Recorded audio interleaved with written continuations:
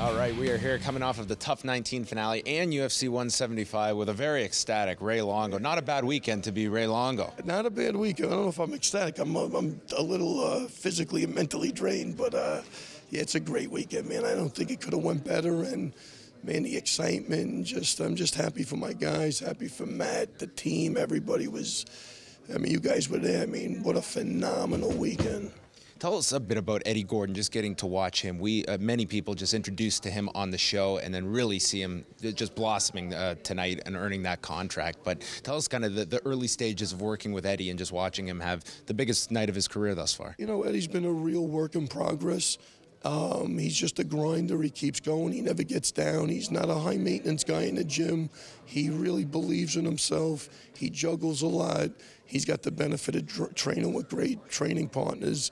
And, man, talk about a guy seizing the opportunity, man. He went in there and he did what he did. I think it's the best fight to date for Eddie Gordon. And I think he's going to just grow exponentially from that, and he's gonna bring it.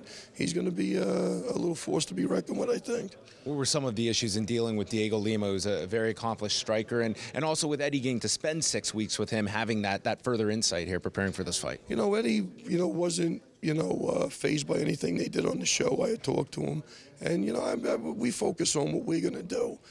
So.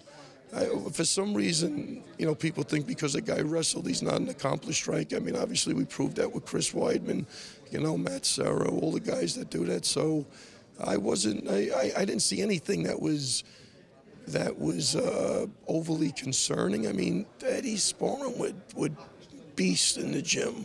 So, you're getting stalked by Chris Weidman. I'm not really worried about it, Diego Lima. Not taking anything away from me, you know what I'm saying? I mean, it was just he got great sparring for the fight.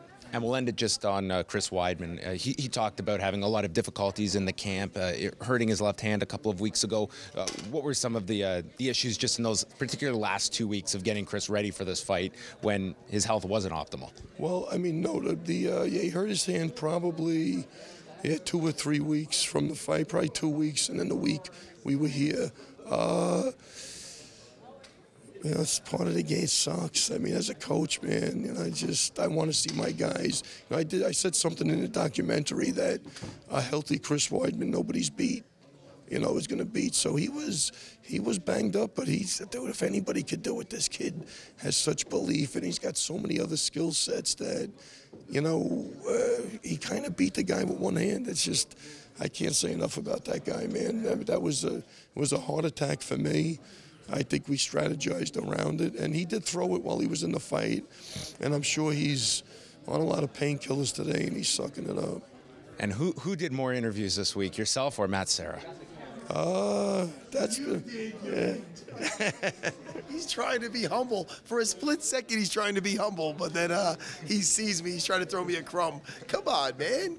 This was a lot of interviews. For me, I don't know who did more, but I can tell you for me, this was the most interviews I ever did. Well, you could tell by my voice. Well, fantastic weekend for both Ray Longo and Matt Serra as we sign off here in Las Vegas. Awesome, man. Thank you. Thank you. Thank you very much.